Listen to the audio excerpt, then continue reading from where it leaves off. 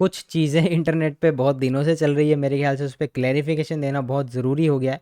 ख़ास तौर से 2 प्लेयर्स को लेके काफ़ी चर्चा है, एक है तिलक वर्मा, एक है फिल सॉल्ट। देखिए, तिलक वर्मा को लेके ये खबर चल रही है कि तिलक वर्मा ट्रेड हो सकते हैं। तो आरसीबी फैन्स, हम जब भी लाइव करते हैं, जब भी कोई वीडियो करते हैं, तो ज़रूर कमेंट में लिखते हैं भाई तिलक वर्मा के ट्रेड पे क्या अपडेट है, क्या वो आरसीबी में आ रहे हैं। अब मैं बताता हूँ ऐसी खबर क्यों चल रही है। पहली बात ये कि तिलक वर्मा एक ऐसे खिलाड़ी है मुंबई इंडियंस के, जो बहुत ज़्यादा प्राइस में रिटेन नहीं करे गए थे। करीबन 8 करोड़ में उनको रिटेन किया गया था। तो कोई भी टीम उनको ट्रेड करने के लिए एग्री हो सकती है। दूसरी बात ये कि कहा जाता है कि तिलक वर्मा बहुत खुश नहीं है अपने मुंबई इंडियंस के टेन्योर को लेके, क्योंकि जिस तरीके से मिड मैच में उनको रिटायर्ड आउट कर दिया था पिछले सीज़न, अगर आप याद करेंगे। फिर उनका कुछ किसी प्लेयर के साथ में बहसबाजी भी हुई थी, ये भी सुनने में आता है। हालांकि इस बात में कितनी सच्चाई है ये तो हमें नहीं पता, लेकिन ये खबरें हैं जिसकी वजह से ये न्यूज़ बनती है कि तिलक वर्मा जो है वो ट्रेड हो सकते हैं और मुंबई इंडियंस को छोड़ सकते हैं। अब मैं अगर आपको सच्चाई बताना चाहूँ, तो सच्चाई ये है कि इस खबर में कि तिलक वर्मा ट्रेड हो सकते हैं, इसमें 1% भी सच्चाई नहीं है। जो तिलक वर्मा काफ़ी खुश है मुंबई इंडियंस में, काफ़ी अच्छा रोल वो अदा करते हैं, और जिस मैच में वो रिटायर्ड आउट करे गए थे, उसके अगले मैच में आप उनकी परफॉर्मेंस उठा के देखिए। जो आप मुंबई इंडियंस का पूरा स्क्वाड देखेंगे, उसमें तिलक वर्मा की जो इंपॉर्टेंस है वो आप देखिए। इंडिया की तरफ से भी अब रेगुलर T20 खेलते हैं, तो वो क्यों ऐसा अच्छा सेटअप छोड़ना चाहेंगे जिसने उनको इतने मौके दिए और जिनको अच्छी जगह पर वो ले गए। जहाँ तक आरसीबी में आने की बात है, भाई मैं आपकी जो बात है वो समझ सकता हूँ कि लेफ्टी बैट्समैन है। आरसीबी ने इनको काफ़ी बार ऑक्शन में खरीदने की कोशिश भी करी है, लेकिन वो नाकामयाब रहे थे, और तब मुंबई इंडियंस ने इनको ले लिया था। तो इसलिए आरसीबी फैंस के मन में कहीं ना कहीं रहता है कि तिलक वर्मा कहीं आरसीबी से खेल सकते थे। लेकिन सच्चाई यही है कि तिलक वर्मा अभी मुंबई इंडियंस छोड़ के कहीं नहीं जा रहे हैं, और आपको अगले सीज़न वो मुंबई इंडियंस से ही खेलते नज़र आएंगे। सबसे ज़्यादा जो चीज़ टेम्प्ट करती है सभी टीम के फैंस को, कि तिलक वर्मा का जो प्राइस है 8 करोड़, तो ये सबको लगता है कि ये तो कोई भी टीम पे कर सकती है, हम कोई भी प्लेयर ऐसा दे सकते हैं। ऐसे एक में न्यूज़ सुन भी रहा था कि शिवम दुबे जो मुंबई के ही खिलाड़ी हैं, वो सीएसके को छोड़ के मुंबई में चले जाएं, और मुंबई जो है वो तिलक वर्मा को ट्रेड कर लेगा। तो ये कहने सुनने में बातें अच्छी लगती है, लेकिन असली में, हकीकत में, प्रैक्टिकलिटी में ये सब चीज़ें बिल्कुल भी सेंस नहीं बनाती है। तिलक वर्मा पे यही क्लैरिफिकेशन मुझे देना था कि अगर आप आरसीबी फ़ैन हैं और उम्मीद लगा के बैठे हैं कहीं ना कहीं अगर तिलक वर्मा आरसीबी में आ सकते हैं, तो आप उम्मीद छोड़ दीजिए। नहीं तो आप ज़्यादा उम्मीद लगा के रखेंगे तो दिल फालतू में टूटेगा। अब आरसीबी फैंस का दिल तोड़ने के बाद मैं आरसीबी फैंस का दिल वापस थोड़ा जोड़ने की कोशिश करता हूँ, क्योंकि एक और खबर चल रही है कि कोलकाता नाइट राइडर्स काफ़ी टेम्प्ट कर रही है फिल सॉल्ट को, कि आप आइए और कोलकाता नाइट राइडर्स में अपनी वापसी कीजिए, और आपको हम कप्तान भी बना सकते हैं। तो फिल सॉल्ट की जहाँ तक बात है, देखिए इस पे कोई भी सच्चाई मेरे को तो नहीं नज़र आती, क्योंकि मैं आपके सामने 2-3 पॉइंट रखूँगा, और आप इतने समझदार हैं कि आप ये समझ पाएंगे कि इस बात में कितनी सच्चाई है। पहली बात ये, क्या फिल सॉल्ट को यहाँ पे कम पैसे दिए जा रहे हैं? अगर आप बात करेंगे आरसीबी के सैलरी स्ट्रक्चर की, तो विराट कोहली को सबसे ज़्यादा मिलते हैं, उसके बाद में जॉस हेजलवुड को मिलते हैं, उसके बाद में मेरे ख्याल से फिल सॉल्ट का ही नंबर आता है। तो अगर सैलरी की आप बात करेंगे, तो तीसरे चौथे नंबर पे फिल सॉल्ट का नंबर आ रहा है, जो बिल्कुल भी गलत नहीं है भाई। अच्छा खासा प्राइस फिल सॉल्ट को मिल रहा है। क्या उनकी पोजीशन को लेके उनको इनसिक्योरिटी है कि क्या कोई दूसरा ओपनर ना आ जाए?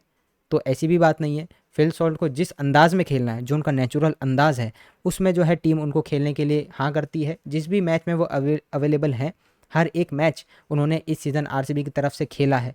तो प्लेस को लेके भी कोई इनसिक्योरिटी नहीं है। कोई प्लेयर खेले ना खेले, कोई ओवरसीज़ प्लेयर इधर से उधर हो जाए, लेकिन फिल सॉल्ट के खेलने की गारंटी हमेशा आपको देखने को मिलेगी।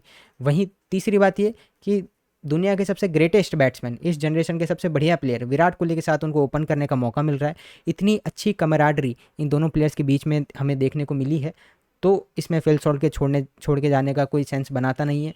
एक और बात कि आप जो भी आरसीबी की वीडियोस देखेंगे जो सीज़न के दौरान आती थी, ट्रेवल्स की हो या प्रैक्टिस की हो, उसमें कितने कंफर्टेबल फिल सॉल्ट दिखे हैं। मोबोबाट टीम के साथ हैं, एंडी फ्लावर टीम के साथ है, दोनों इंग्लैंड में अपना अच्छा खासा समय बिताते हैं, तो इंग्लिश प्लेयर को इतनी आसानी से जाने नहीं देंगे। Phil Salt current IPL champion है, टीम में उनकी जगह पक्की है, अच्छी खासी उनको सैलरी मिल रही है। तो कोलकाता नाइट राइडर उनको कप्तानी जो एक ऑप्शन है, उसके अलावा और ऐसा कुछ अलग नहीं दे सकता, जो आरसीबी अभी उनको ऑफर नहीं कर रही है। अब टोटली डिपेंड करता है ये फिल सॉल्ट के ऊपर कि उनकी कप्तानी एम्बिशन कितनी है। जितना भी हमने फिल सॉल्ट को दूर से देखा है, मुझे लगता है आरसीबी के फैंस ने उनको अच्छे से एक्सेप्ट किया है, और उसी प्यार को रेसिप्रोकेट करते हुए आरसीबी में रुकेंगे। और मेरे को 1% भी इस चीज़ पे डाउट नहीं है कि फिल सॉल्ट कहीं भी जाने वाले हैं। फिल सॉल्ट अगले साल आपको आरसीबी से खेलते ही नजर आएंगे। तो दो प्लेयर हैं, तिलक वर्मा और फिल सॉल्ट, जिनके भी ट्रेड की खबरें सबसे ज़्यादा चल रही है, उस पर क्लैरिटी देना बहुत ज़रूरी था। तो आरसीबी के पर्सपेक्टिव से तिलक वर्मा नहीं आ रहे हैं, तिलक वर्मा कहीं नहीं जा रहे हैं और फिल सॉल्ट भी कहीं नहीं जा रहे हैं। संजू सैमसन की जो एक लेजिटिमेट ट्रेड की न्यूज़ थी उस पर अभी कोई अपडेट नहीं है। सीएसके के साथ साथ काफ़ी सारी टीम्स संजू सैमसन को ट्रेड करना चाहती है, लेकिन अब किस ट्रेड जो भी बाकी टीम्स की रिक्वायरमेंट होगी, क्या ऑल कैश में ये डील होगी या प्लेयर टू प्लेयर स्वैप होगा, इस पर अभी कोई क्लैरिटी नहीं है। सीएसके रेस में सबसे आगे, लेकिन कोलकाता नाइट राइडर्स उन टीम्स में इंक्लूडेड है जो संजू सैमसन में अभी इंटरेस्टेड है। तो कहीं ना कहीं एक top order wicket keeper type player जो है कोलकाता देख रही है, क्योंकि इससे तो ये समझ में आता है कि संजू सैमसन में भी अगर वो इंटरेस्टेड है, रिपोर्ट्स के अनुसार अगर वो फिल सॉल्ट में भी इंटरेस्टेड है, तो वो एक चीज़ है, क्योंकि उनके पास क्विंटन डी कॉक थे, गुरबाज थे, जो दोनों ही आप वर्ल्ड क्लास लेवल पे इस समय नहीं मानेंगे। गुरबाज फिर भी आप मान सकते हैं, करंटली अच्छा करते हैं, लेकिन उनको कहीं ना कहीं टॉप ऑर्डर में विकेट कीपर एक वर्ल्ड क्लास प्लेयर की ज़रूरत है, जो शायद कप्तानी भी कर सके, क्योंकि संजू सैमसन और फिल सॉल्ट दोनों कप्तानी कर सकते हैं। तो ये था। बाकी एक रिसेंटली खबर आई थी कि जो कर्नाटका गवर्नमेंट है, उन्होंने ये अपनी रिपोर्ट में लिखा है कि आरसीबी रिस्पॉन्सिबल है जो भी स्टैम्पीड हुआ था। तो उसको लेके काफ़ी लोगों के मन में डर है कि कहीं आरसीबी को बैन ना कर दिया जाए, क्योंकि अगर आप देखें जो एक पहले कोर्ट का डिसीजन भी आया था या एक हियरिंग हुई थी, उसमें भी आरसीबी को दोषी पाया गया था। फिर आप देखें कि कर्नाटका गवर्नमेंट की जो रिपोर्ट है उसमें भी आरसीबी को दोषी बनाया गया है। तो जहाँ तक मुझे ऐसा लगता है, बैन तो नहीं होगी आरसीबी की टीम, और ये आरसीबी की जो प्लेइंग एक्टिविटीज़ है उसको लेके केस नहीं है। आरसीबी और केएससी का जो इवेंट ऑर्गेनाइज हुआ था उसको लेके ये केस चल रहा है।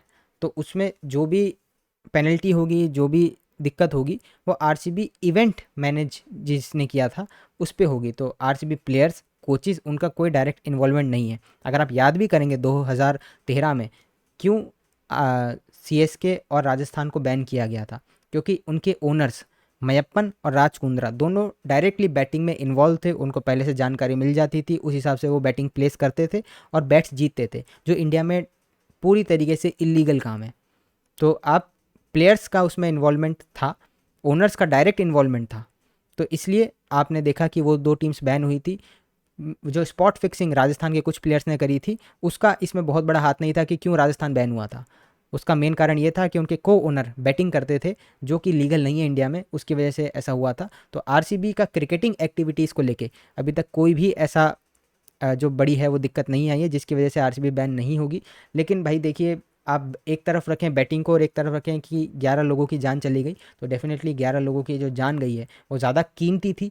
लेकिन जो अगर आप स्पोर्टिंग पॉइंट ऑफ व्यू से देखेंगे तो इसमें आरसीबी के प्लेयर्स और कोचेस, उनका कहीं इसमें पूरी रिपोर्ट में दूर दूर तक नाम नहीं है। विराट कोहली का नाम ज़रूर इसमें डाल दिया गया है कि विराट कोहली ने जो जीतने के बाद ये कहा था कि मैं बिल्कुल भी वेट नहीं कर सकता किस तरीके से हम बेंगलोर जाएंगे और वहाँ फैंस के साथ सेलिब्रेट करेंगे फाइनल जीतने के बाद। और वहीं पे उन्होंने सोशल मीडिया अपनी पोस्ट डाली थी, तो उसको कर्नाटका गवर्नमेंट ने उस रिपोर्ट में डाला है कि विराट कोहली के ऐसे कहने की वजह से इतने लोग इकट्ठा हो गए थे। तो भाई कोई उनसे जाके पूछे, अगर विराट कोहली ये नहीं कहते तो क्या लोग नहीं आते? मतलब विराट कोहली को हर तरीके से आप कैसे टारगेट कर सकते हैं, मतलब मेरी समझ के बाहर है। और मतलब कोई कम समझदार लोग भी होंगे ना, जो हमारे जैसे हैं, जो इतने हाई लेवल पे काम नहीं करते, वो भी समझ सकते हैं भाई कि पर्दे के पीछे क्या चलता है और किस पे ब्लेम डालने की पूरी तरीके से कोशिश की जा रही है और किसका सच में फॉल्ट था। तो इन सभी चीज़ों पे लेके जो भी अपडेट मैंने आपको दी, जो भी आरसीबी बैन को लेकर खबरें चल रही है उस पर मैंने बात करी। इसमें अगर आपका कोई अलग पॉइंट ऑफ व्यू है या आपके पास कोई ऐसी खबर है जो हमने इसमें डिस्कस नहीं करी, तो आप ज़रूर कमेंट में डाल सकते हैं, उस पर हम रिप्लाई करेंगे। और अगर लगा कि उस पर और वीडियो की बनाने की ज़रूरत है तो वो भी बनाएंगे। तो जुड़े रहिए हमारे साथ में और लाइक कर दीजिए इस पूरी वीडियो को, और सब्सक्राइब कर दीजिए चैनल को, बेल आइकन भी दबा दीजिए, क्योंकि इसी तरह के अपडेट हम आपके लिए लेके आते रहेंगे। मिलते हैं आपसे अगली वीडियो में, तब तक के लिए गुड बाय और जय हिंद।